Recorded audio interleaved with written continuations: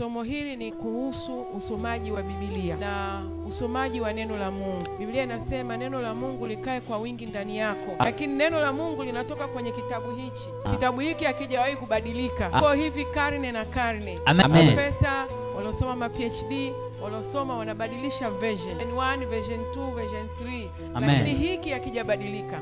Mwalimu wa hiki kitabu ni Roho Mtakatifu mwenyewe. Kwa hiyo mimi nipende kuatia moyo, nipende kuambia watu wa Mungu kwamba kitabu hiki ni cha muhimu.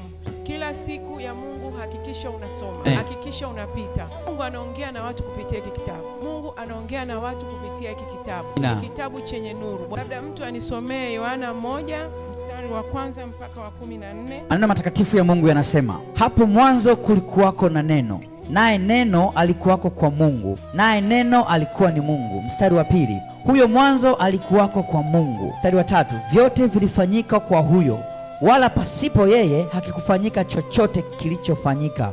Mstari wa 4, ndani yake ndimo ulimokuwa uzima, nao ule uzima ulikuwa nuru ya watu. Mstari wa 5, nayo nuru yang'aa gizani, wala giza halikuiweza.